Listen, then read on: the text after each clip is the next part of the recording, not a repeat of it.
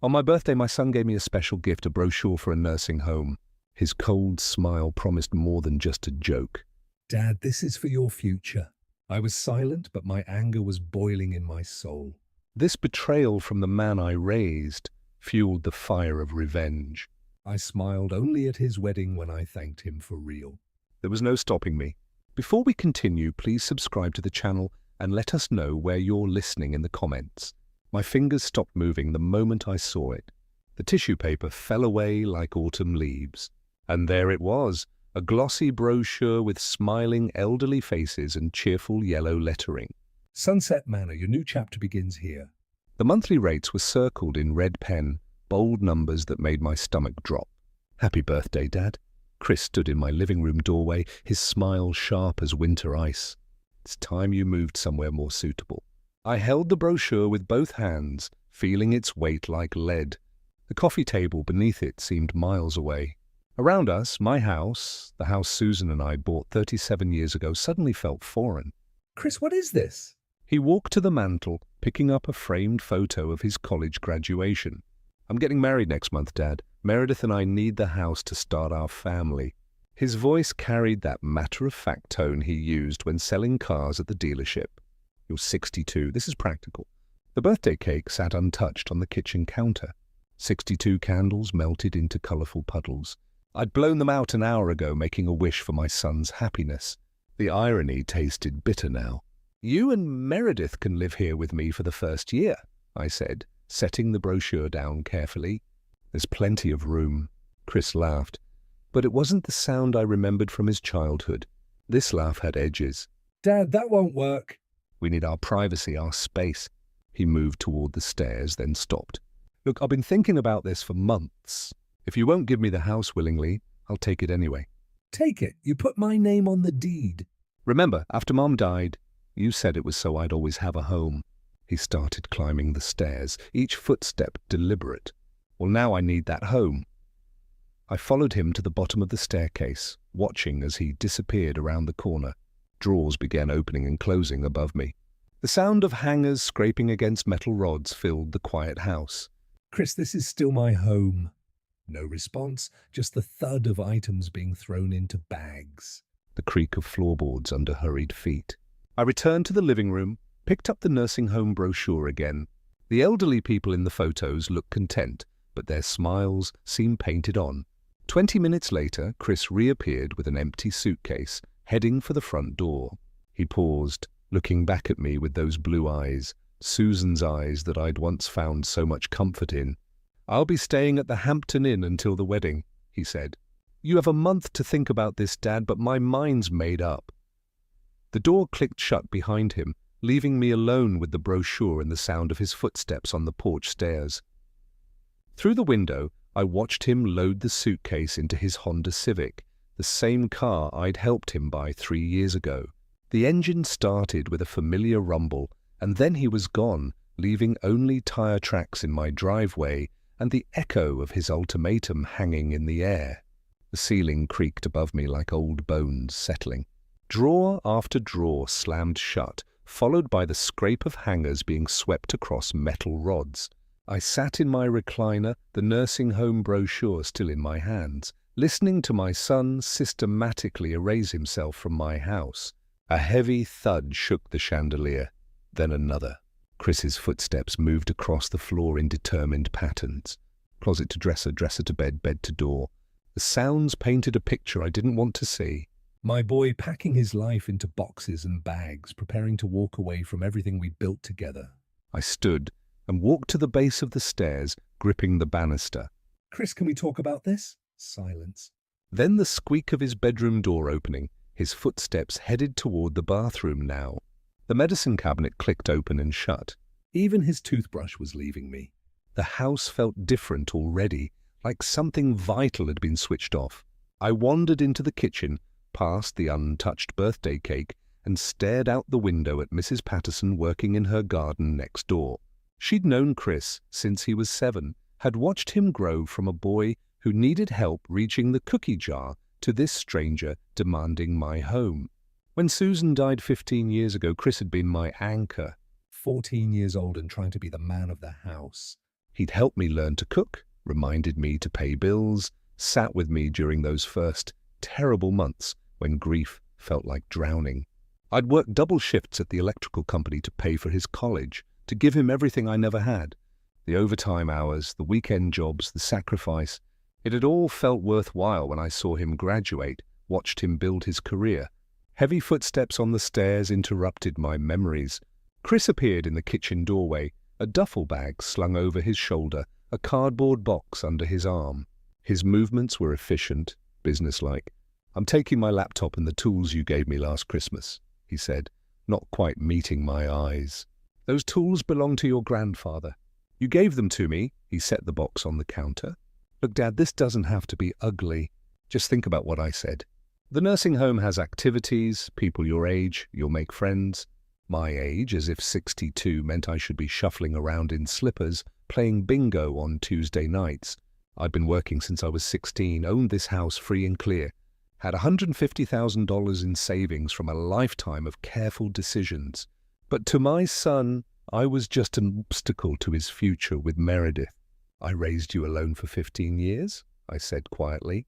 After your mother died, I never even dated. Everything I did was for you." Chris shifted the duffel bag to his other shoulder. I know, Dad, and I appreciate that, but that doesn't mean you get to control my adult life. Control. I wasn't trying to control anything. I was trying to understand how the boy who used to fall asleep in my lap watching baseball games had become this cold stranger demanding my house.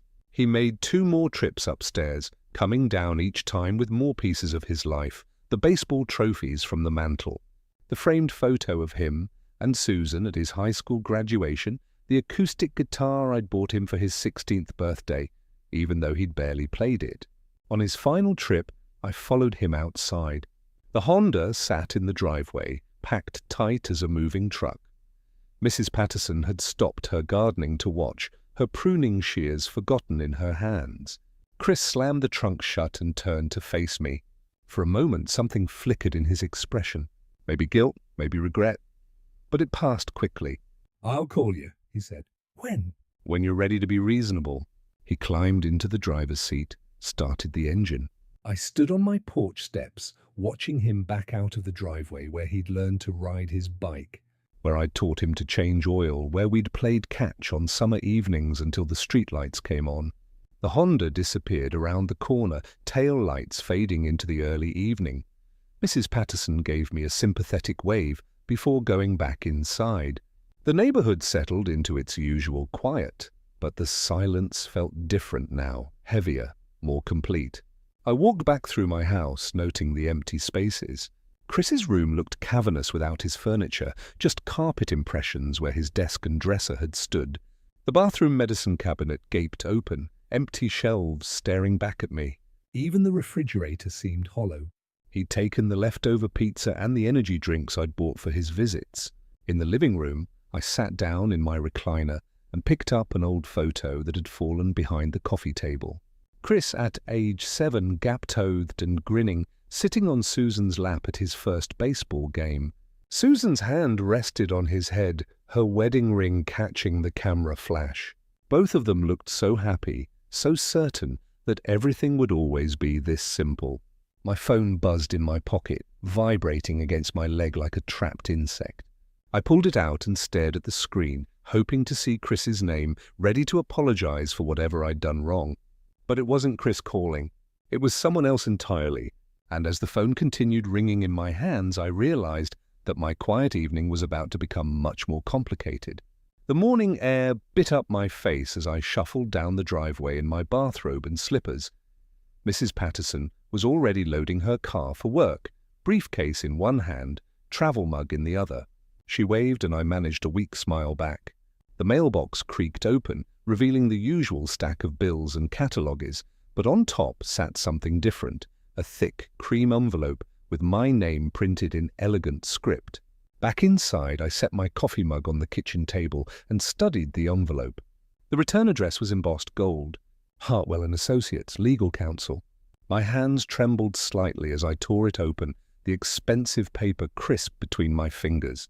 The letterhead was formal, intimidating. Below it, typed in cold legal language, "Dear Mr. Collins, Due to unforeseen circumstances, your invitation to the wedding of Christopher Michael Collins and Meredith Ann Stone, scheduled for April 15th, 2025, is hereby rescinded.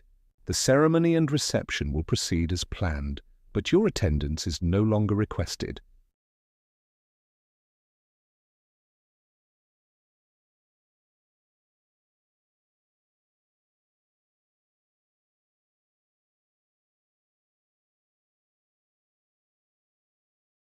Sincerely, Hartwell and Associates, on behalf of the Stone family. I read it 3 times before the words sank in. Unforeseen circumstances, as if my refusal to hand over my house was some natural disaster, something beyond anyone's control. I set the letter on the table and stared at it, feeling like I'd been punched in the stomach. My phone rang. Tom's name flashed on the screen. My younger brother, the only family I had left besides Chris. "Gary, buddy, I've been thinking about your boy's wedding. Should I fly in on Friday or Saturday? And didn't you say something about Martha coming as your date?" I cleared my throat. "Tom, there's been a complication." "What kind of complication?" "How do you explain to your brother that your son has legally disinvited you from his own wedding? That the boy he helped raise after Susan died, the kid who called him Uncle Tommy and spent summers at his house in Iowa, had chosen a cold letter from lawyers over a conversation. Chris and I had a disagreement." I won't be attending. "You won't be." Tom's voice cracked. "Gary, it's your son's wedding." "What kind of disagreement could possibly?" "The kind that involves lawyers, apparently." The silence stretched between us. Tom had been there for everything. Susan's funeral, Chris's graduation, the night I'd called him crying because I didn't know how to help my 14-year-old son with algebra. He'd never heard this tone in my voice before. "Jesus, Gary, what happened?" "I'll explain later." I need to make some phone calls. The next call was harder. Martha, Susan's sister, had been excited about the wedding for weeks. She'd even bought a new dress. Something blue that she said made her feel elegant. Now I had to tell her she'd bought it for nothing. "Gary, is everything all right?" "You sound strange." Martha, I need to cancel our plans for Chris's wedding. "Cancel? Honey, the wedding is next month. I've already arranged the time off work." "There won't be a wedding." Not for us, anyway. I explained as little as possible, watching her enthusiasm crumble through the phone line. By the time I hung up, I felt like I'd ruined her entire spring. The expensive suit still hung in my bedroom closet, tags dangling from the sleeve. I'd bought it at Men's Warehouse, splurged on the wool blend because I wanted to look good for my son's big day. The salesman had assured me it was perfect for weddings, and I'd imagined Chris introducing me to Meredith's family, proud to show off his father. Now the suit looked like a monument to my stupidity. $400 for an outfit I'd never wear for a role I'd never play. Father of the groom. My phone buzzed with a text from Pete, my old co-worker from the electrical company. Can't wait to see Chris get married. "You must be so proud." How many more of these conversations would I have? How many friends and neighbors would ask about the wedding, forcing me to explain that my own son had decided I wasn't welcome? The humiliation burned in my chest, mixing shame with an anger I hadn't felt since Susan's diagnosis. I walked to the dining room where Chris's wedding gift sat wrapped in silver paper, a set of sterling silver flateer that had cost me $800. The Waterford pattern, something elegant that would last a lifetime. Something that would remind them of me every time they hosted dinner parties in my house. The irony was bitter as black coffee. I'd spent weeks choosing that gift, imagining Chris opening it with Meredith, both of them appreciating the quality, the thoughtfulness. Instead, it sat on my table like a tombstone, marking the death of illusions I should have buried years ago. I picked up my phone again, scrolling through my contacts. My finger hovered over different names. Tom, Martha, even Father Mackenzie from St. Mary's, where Chris had been confirmed. What would I tell them? That I'd raised a son who chose cruelty over conversation, that the boy I'd sacrificed everything for had hired lawyers to keep me away from his wedding. The cursor blinked over Chris's name. I could call him, try to explain, maybe even apologize for whatever I'd done wrong. But as I stared at his contact photo, a picture from last Christmas when he'd seemed happy to be home, I realized something had fundamentally changed. The boy in that photo was gone, replaced by someone I didn't recognize. My thumb moved away from Chris's name and landed on another contact instead. Someone who might actually understand what I was going through, someone who'd been there through all of this before in different ways. As the phone began to ring, I felt something shift inside me. Not quite hope, but something harder, more determined. The computer screen glowed in the dim light of my home office, cursor blinking like a heartbeat in the empty email field. Through the doorway, I could see the dining room table where Chris's wedding gift still sat, wrapped in silver paper, mocking me with its useless perfection. I'd been sitting here for 20 minutes, typing words and deleting them, trying to find the right tone for what needed to be said. My fingers found the keys and started typing. Chris, since I'm not welcome at your wedding, I won't be contributing to the expenses we discussed. The $15,000 I promised for catering and music will remain in my account. Best wishes for your future. Dad. I deleted Dad and typed Gary. Then deleted Gary and typed your father. Finally, I left it unsigned. Colfax didn't need warm signatures. My finger hovered over the send button. $15,000, money I'd saved by working extra jobs last winter. Fixing Mrs. Patterson's electrical problems for cash. Skipping the vacation to Florida I'd been planning since Susan died. Every dollar represented hours of my life. Sacrifice for a son who discarded me like old furniture. I clicked send.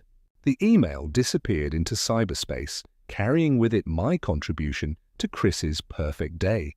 I leaned back in my chair and felt something I hadn't experienced in days. Satisfaction. It tasted different from the bitterness that had been coating my tongue since the nursing home brochure. This was cleaner, sharper, like the first bite of winter air. My phone sat silent on the desk. No immediate response, which surprised me. Chris usually replied to texts and emails within minutes, especially when money was involved. I opened my banking app and looked at the wedding fund I'd carefully built over the past year. $15,437, money that was staying exactly where it was. I closed the laptop and walked to the kitchen where I made myself a sandwich, turkey, and Swiss on the good bread I usually saved for company. Susan always said I was too practical, too careful with money, but she'd also taught me that self-respect couldn't be bought. Some lessons take longer to learn than others.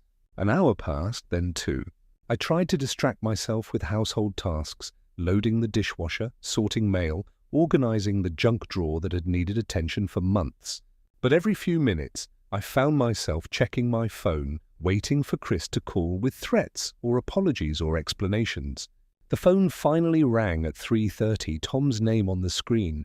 Gary, I've been thinking about our conversation this morning. Tom, no, let me say this. I don't know what happened between you and Chris, but I know you. You raised that boy right after Susan died. Worked yourself half to death to give him everything. If you're not going to his wedding, he must have done something unforgivable. The words hit me like warm sunshine. Someone understood. Someone saw the situation clearly. He wants my house.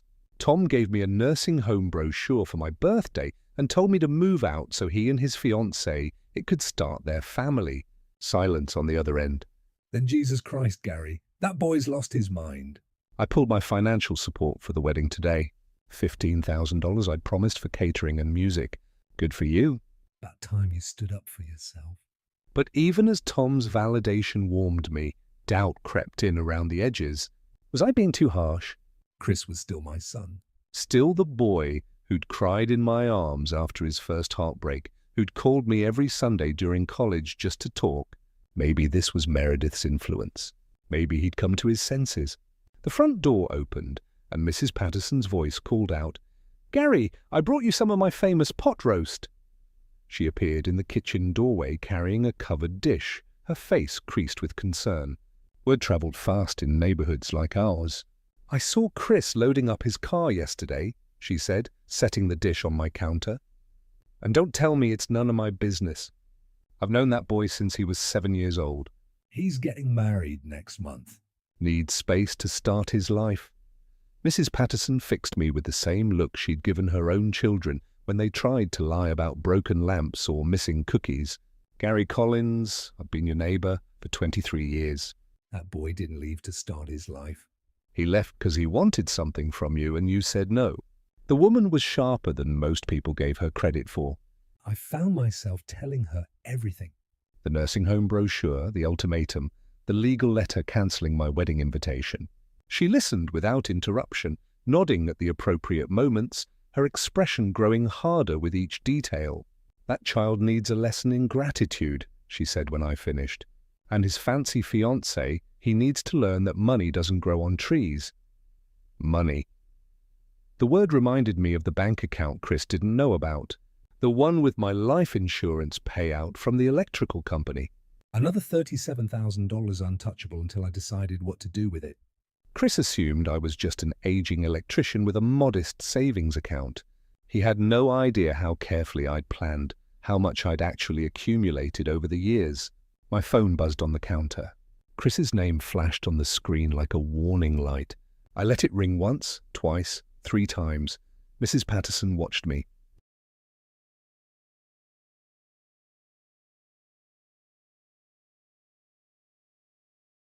Pot roast forgotten. Both of us understanding that this was the moment everything would change. My hand reached for the phone, then stopped. "You don't have to answer that," she said quietly. But I did have to answer it, not because I owed Chris anything, but because I needed to hear his voice, needed to understand exactly what I was dealing with. The phone continued ringing in my palm, vibrating like a trapped animal. And I realized that the next word spoken would determine whether this story ended in reconciliation or war. "Hello, Chris." My voice came out calmer than I felt, steady as winter ice. "Dad, you can't just cancel the money." His words exploded through the phone speaker, sharp enough to cut glass. "I've already signed contracts. The caterer, the musicians, everything's booked."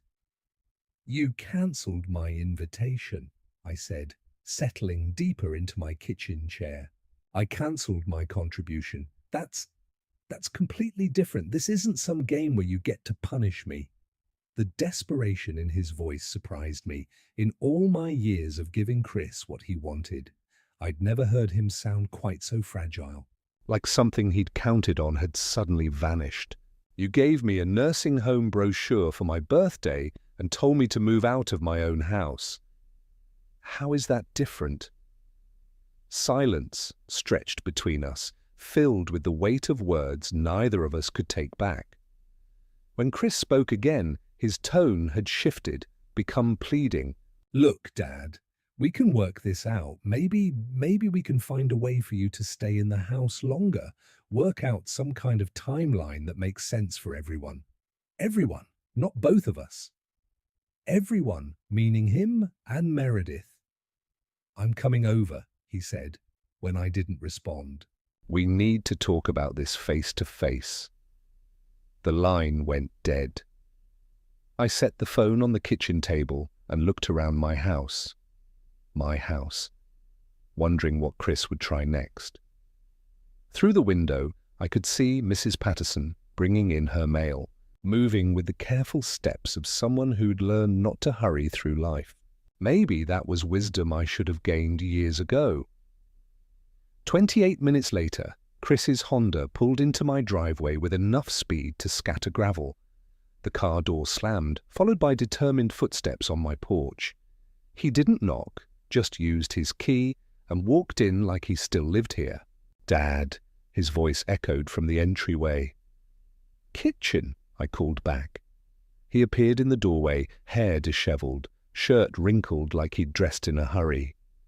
His face held that red flesh I remembered from his teenage years when he'd been caught breaking curfew or lying about homework. "Okay," he said, pulling out the chair across from me and sitting down uninvited. "Let's figure this out."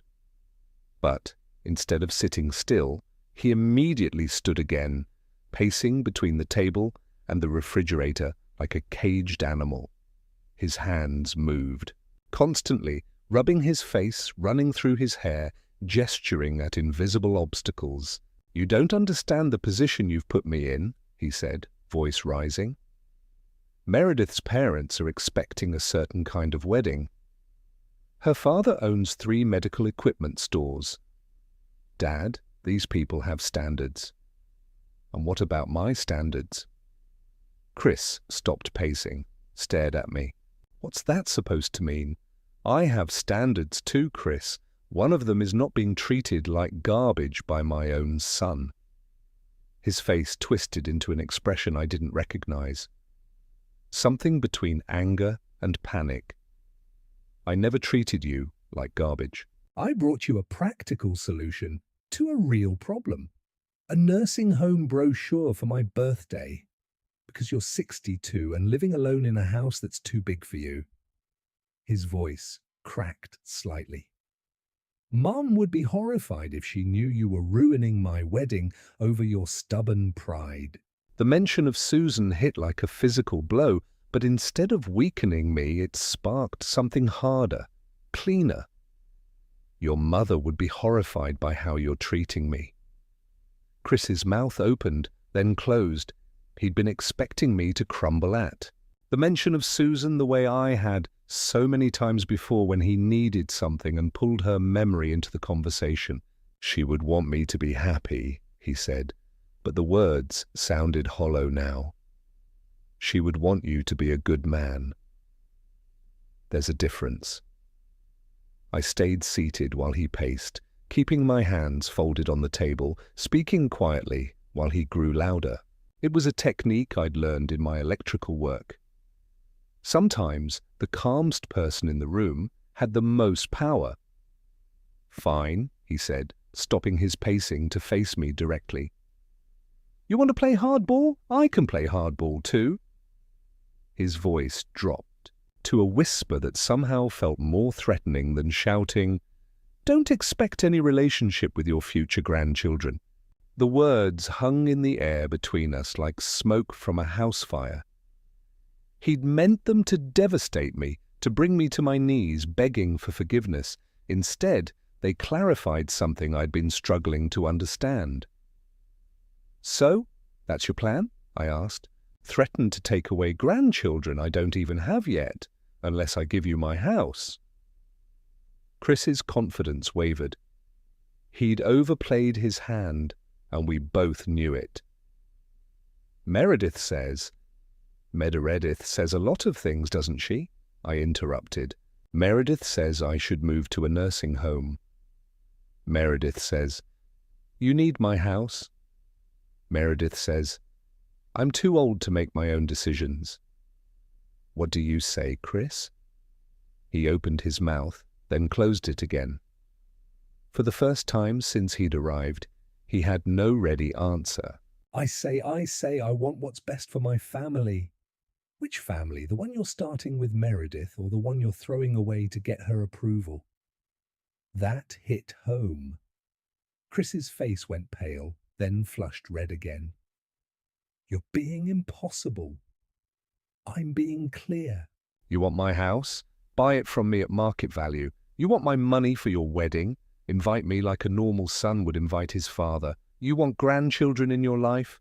Learn how to treat the grandfather they'd have. Chris stared at me for a long moment, and I saw something shift in his expression, a recognition that I wasn't the same man who'd been raising him for the past 15 years. The man who'd given in to every demand, who'd worked extra shifts to buy him whatever he wanted, who'd sacrificed his own needs for his son's happiness. You've changed, he said, and it didn't sound like a compliment. Yes, I agreed. I have. He walked to my front door without another word, pausing only to look back once. This isn't over, Dad. No, I said, quietly. It isn't. The door slammed hard enough to rattle the windows. I heard his car start with an angry roar, tires squealing as he backed out of my driveway. Through the kitchen window, I watched him disappear down the street, probably heading back to the Hampton Inn, where he'd been staying since our birthday confrontation. Mrs. Patterson stood in her garden with a watering can, clearly having heard the shouting. She caught my eye through the window and gave me a small wave, not pitying but supportive, like she understood that sometimes standing your ground meant making noise. I walked to my front window and looked out at the street where Chris's car had been. The evening light painted everything golden, making the neighborhood look peaceful despite the storm that had just blown through my house. For the first time since this whole mess started, I felt something I hadn't expected. Satisfaction? Not happiness. This wasn't a happy situation, but satisfaction that I'd finally said what needed saying, that I'd stopped allowing myself to be manipulated by threats and guilt trips. Chris could take his ultimatums and his conditional love and his future grandchildren and figure out how to build a life without using me as his foundation. I had my own life to live. The evening shadows had deepened while I stood at the window, and Mrs. Patterson had gone inside, her porch light clicking on automatically. I moved away from the glass and found myself walking toward the stairs, drawn by some impulse I couldn't name. My feet carried me to Chris's old bedroom, where I stood in the doorway, looking at the empty space he'd left behind. The room felt larger without his furniture, but somehow smaller too, like a deflated balloon. Dust particles danced in the last rays of sunlight streaming through the windows, and I could still smell the faint trace of his cologne, the expensive stuff Meredith had bought him last Christmas. I stepped inside and sat on the edge of the bed he'd slept in from age 7 until last week. The mattress dipped under my weight, springs creaking with familiar sounds that took me back to story time and sick days and Christmas mornings when he'd bounce on this same mattress, too excited to stay under the covers. His baseball trophy still sat on the dresser, 3rd place in the City Little League Championships when he was 11. I'd taken a vacation day to watch that game, cheering from the bleachers while Susan kept score in her careful handwriting. Chris had gotten the game-winning hit, and afterward we'd gone for ice cream at Dairy Queen, where he'd insisted on ordering the largest sundae on the menu. "Dad, do you think I'll play in the Major League someday?" he'd asked, chocolate sauce smeared across his chin. "Maybe," I'd said, not wanting to crush his dreams with talk of statistics in reality. "But even if you don't, you'll always be a champion to me." Susan had smiled at that, reaching across the table to squeeze my hand. "He gets his optimism from you," she'd whispered. But where had that optimism gone? When had Chris stopped believing in possibilities and started demanding guarantees? I stood and walked to the doorframe where we'd marked his height every birthday. Black ink lines climbing the white paint like a growth chart for our hopes. 5 feet, 2 inches at 13, 5'8" at 16, 6 feet even at 18, when he'd finally surpassed my own modest height and teased me about looking down at his old. Susan had been gone by then, cancer taking her when Chris was 14, and still figuring out how to be a teenager. I'd tried to be both parents, working double shifts at the electrical company to pay for the things I thought he needed. New clothes, a car for his 16th birthday, college tuition at the state university where he'd wanted to study business. Maybe that was my mistake. Maybe I'd confused providing for him with loving him, confused giving him things with giving him guidance. Susan had always been the disciplinarian, the one who set boundaries and enforced consequences. I'd been the soft touch, the parent who said yes when she would have said no. "Love with boundaries," she used to say. That's how you raise a child who knows their worth without thinking they're worth more than everyone else. But after she died, the boundaries had seemed less important than his happiness. He'd been grieving too, and if buying him things or letting him stay out late or skipping chores made him smile, it had felt like a small victory in a house that had become too quiet, too sad. I found the old photo album in the bottom drawer of his dresser, one of the few things he'd left behind. Flipping through the pages, I watched our life in reverse. High school graduation, family vacations before Susan got sick, Christmas mornings with the trees surrounded by carefully wrapped presents. There was Chris at age 8, grinning with a missing front tooth, holding up a fish we'd caught at Lake Washington. Susan stood behind us both, her hands on our shoulders, looking more beautiful than any woman had a right to look in fishing clothes. You spoil him, she'd said on the drive home that day, but she'd been smiling. Someone has to, I'd replied. Life will be hard enough when he's older. But I'd kept spoiling him even after life got hard, even after Susan wasn't there to balance my indulgence with her wisdom. Every time Chris had needed money for something, car repairs, spring break trips, the security deposit on his first apartment, I'd written the check. Every time he'd made a mistake, failing a class, getting a speeding ticket, losing a job, I'd fixed it. When had helping him become enabling him? When had love become the same thing as surrender? The answer came to me as I turned to a photo from 2 Christmases ago, the first time Chris had brought Meredith home. She sat on this same bed, perfectly dressed, even in casual clothes, smiling for the camera, while something cold lurked behind her eyes. Even then, I'd sensed something calculating about her, the way she'd noted the size of my house, the quality of the furniture, the neighborhood location. Your father has excellent taste, she told Chris within my hearing. But it hadn't felt like a compliment. After that visit, Chris had started making comments about my big empty house and asking questions about my retirement plans, casual observations that hadn't seemed casual at all. Meredith had been planting seeds and I'd been too trusting to see them sprouting. I closed the photo album and looked around the empty room one more time. This had been Chris's sanctuary, his safe place, the room where I'd read him bedtime stories and helped him with homework and bandaged scraped knees. But it was also the room where he'd learned that wanting something was the same as deserving it, where he'd discovered that emotional manipulation worked better than honest conversation. Maybe this emptiness was fitting. Maybe it was time for this room to be empty, for Chris to find his own way without the safety net of my unconditional support. I picked up the Father's Day card I'd found wedged behind the dresser, construction paper, and crayon from when he was maybe 7 years old. In his careful printing, it read, "To the best dad ever. Thank you for always being there." Love, Chris, always being there. That's what I thought love meant. But maybe being there for someone meant something different than always saying yes to them. Maybe it meant being willing to say no when yes would hurt them. I placed the card in the photo album and closed it carefully. As I stood to leave the room, my phone buzzed with a text message. I pulled it out, expecting another angry message from Chris, but instead saw my brother Tom's name on the screen. Heard Chris shouting when I drove by, "You okay?" I typed back quickly. Fine, actually better than fine. But as I hit send, I realized that for the first time in weeks, those words were actually true. My phone rang within minutes of sending that text to Tom. His voice carried genuine concern when I answered. Gary, what the hell is going on over there? I could hear Chris yelling from 3 houses down.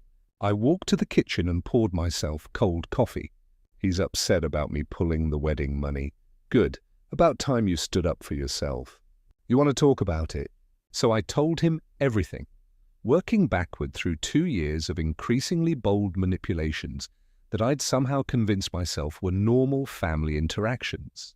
It started small, I said, about 2 years ago, right after he met Meredith grocery money. Just this once, Dad. $20 became 40, then 60. By month's end, I was paying for his food while he took Meredith to expensive restaurants. Tom made a disgusted sound. You didn't see the pattern. The language changed. Instead of, "Can you help me out?" it became, "I really need your support, Dad." Instead of asking for money, he talked about family obligations and what Mum would have wanted. I told Tom about the car repair incident, $800 for transmission work that turned into a casino weekend with Meredith, about the engagement ring I'd funded because Chris had spent his savings on a truck, about Christmas dinner where Meredith had criticized every room in my house while Chris nodded along.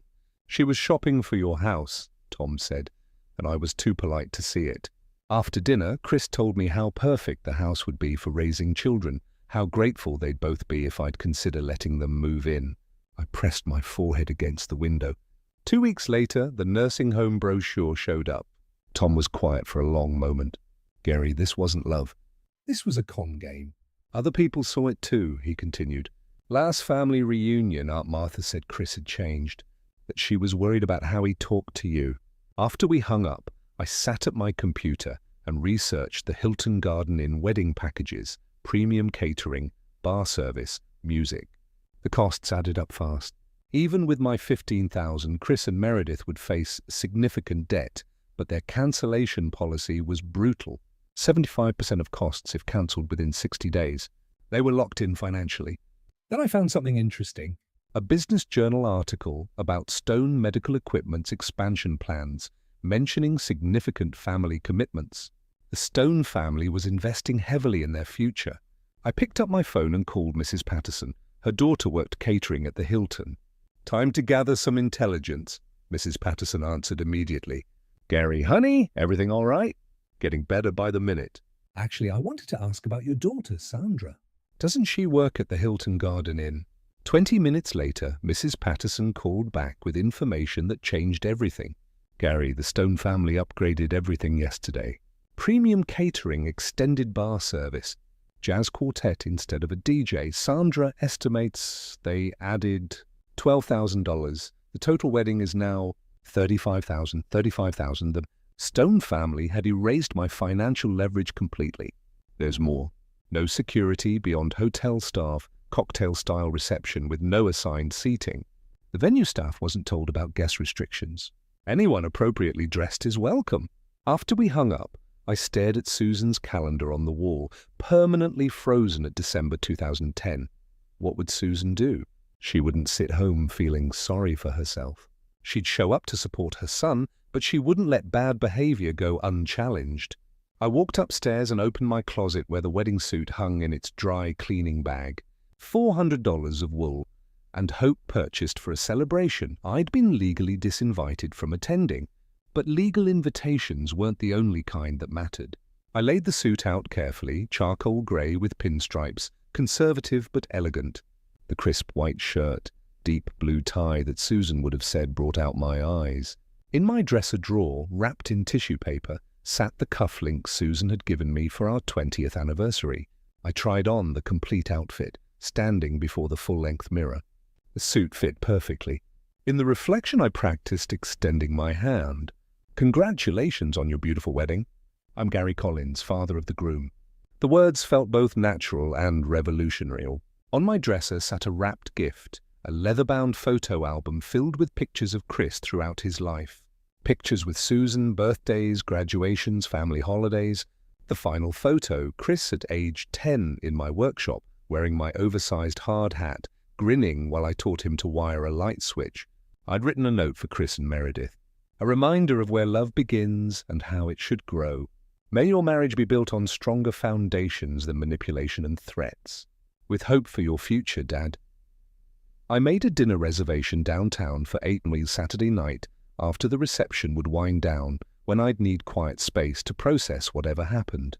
This wasn't just about the wedding. This was about reclaiming my dignity, my voice, my right to be treated with respect by the son I'd raised. I hung the suit back in its protective bag and set my alarm for Saturday morning, wedding at 4 hour, cocktail hour at 5 leap. "You need to leave right now." "You're not invited. I'm here to celebrate my son's wedding." I replied loudly enough for nearby guests to hear. "Isn't that what fathers do?"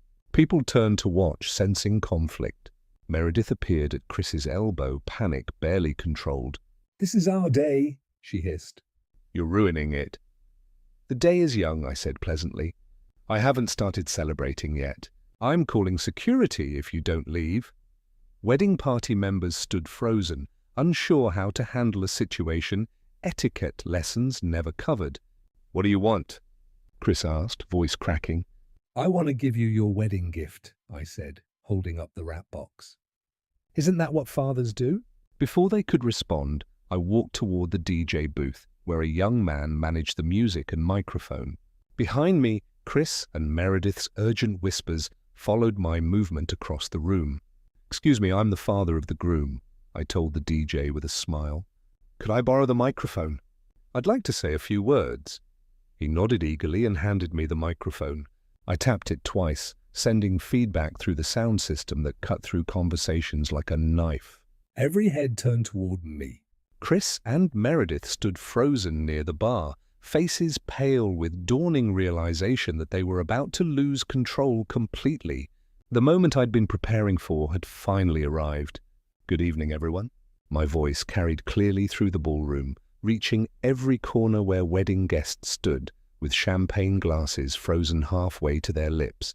"For those who don't know me, I'm Gary Collins, Chris's father." A complete hush fell over the room.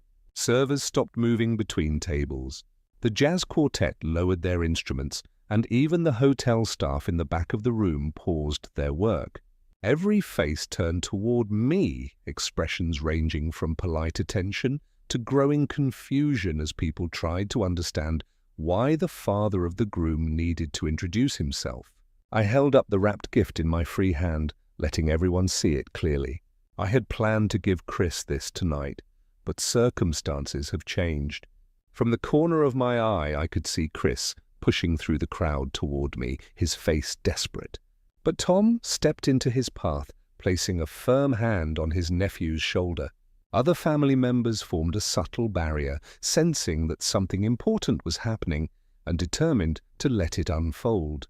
"Inside this box," I continued, my voice steady and clear, "are the keys to a beautiful 3-bedroom home on Elm Street. I purchased it last month as a wedding gift for my son and his bride, thinking it would be the perfect place for them to start their new life together." Gasps rippled through the crowd. Several older women pressed their hands to their hearts, clearly moved by what they assumed was an incredibly generous gesture. The Stone family members exchanged glances, probably calculating the value of such a gift and adjusting their opinion of the modest electrician they'd been told was Chris's father. "But 2 weeks ago," I said, pausing to let the anticipation build, "Chris gave me a very different kind of gift for my 62nd birthday. The room was so quiet, I could hear the ventilation system humming. Meredith stood motionless near the bar, her face pale as winter frost. "He gave me a brochure for a nursing home," I said simply, "along with a demand that I give him my house so he and Meredith could have somewhere appropriate to live." The change in the room was immediate and electric. Smiles faded from faces replaced by shock and dismay. I heard Aunt Martha make a small sound of distress, saw Uncle Pete's jaw drop open. Tom nodded grimly, his hand still firmly planted on Chris's shoulder. When I suggested we could all live together while they saved for their own place, I continued. "I was told that wouldn't work." When I asked for time to consider their request, I was given an ultimatum.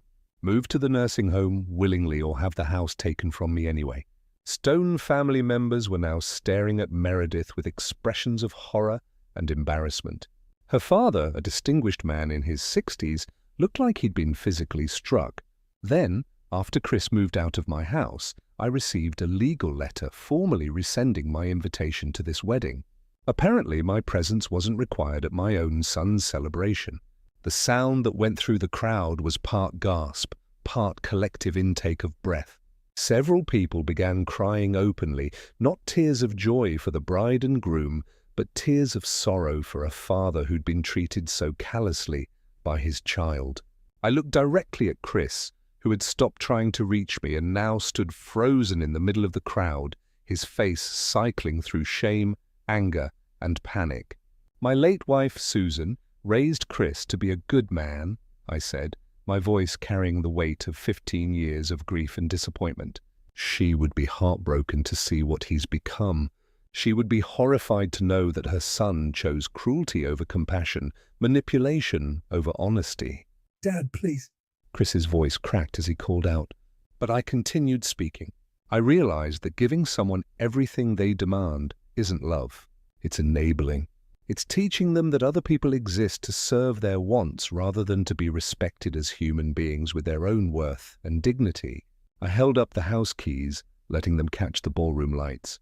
These keys were meant to be given with love to celebrate the beginning of a marriage built on mutual respect and shared values. Instead, they'll go to someone who understands the difference between asking for help and demanding what isn't theirs. Meredith finally found her voice. This is completely inappropriate. This is our wedding day. Yes, it is, I agreed. and I hope you remember this day for the rest of your marriage. I hope you remember the moment when a father's love was met with legal threats and nursing home brochures. I set the microphone back on its stand with careful precision. The silence in the room was deafening. No clinking glasses, no murmured conversations, no rustle of fabric as people shifted in their seats. Just complete absolute quiet as 200 people processed what they just heard. I wish you both well, I said, my voice carrying clearly without amplification. But I won't be funding or supporting a marriage built on manipulation and disrespect. I began walking toward the exit, the wrapped gift still in my hand. As I moved through the crowd, people parted to let me pass. Some reached out to touch my arm supportively. Tom, Aunt Martha, Uncle Pete, even some of Chris's friends who looked stricken by what they'd learned about their friend's character. Behind me, I could hear Meredith's desperate voice trying to restore normally. Everyone, please let's not let this unfortunate outburst ruin our celebration. But the damage was done. The carefully constructed facade of their perfect wedding had crumbled, replaced by the truth of what their relationship had cost. As I walked steadily toward the ballroom exit, I felt lighter with each step, as if I was shedding years of accumulated disappointment and replacing them with something far more valuable: self-respect. The door was only 20 feet away when I heard Chris's voice behind me, desperate and pleading. "Dad, wait."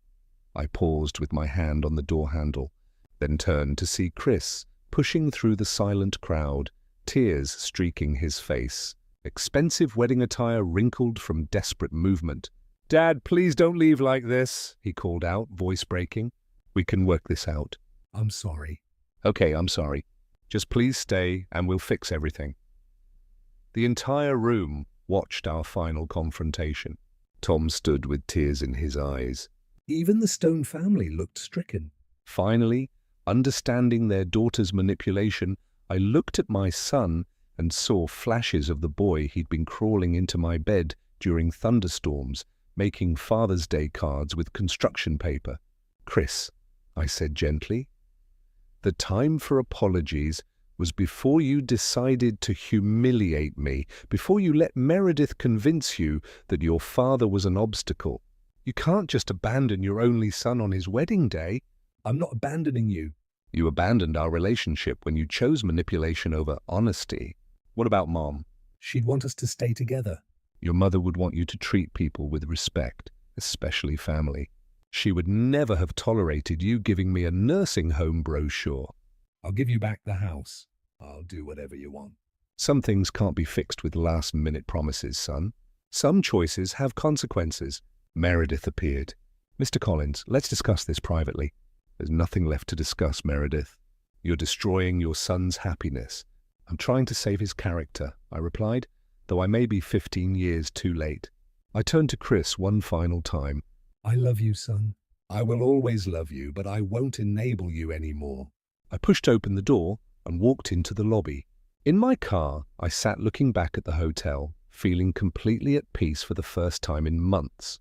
The drive home took me through familiar streets that looked different now, like I'd rejoined a world where people treated each other with respect. I pulled into my driveway and looked at my house, truly mine now. As I walked to my front door, my phone started ringing. Chris's name flashed on the screen. I looked at it for a long moment, then turned it off and slipped it into my pocket.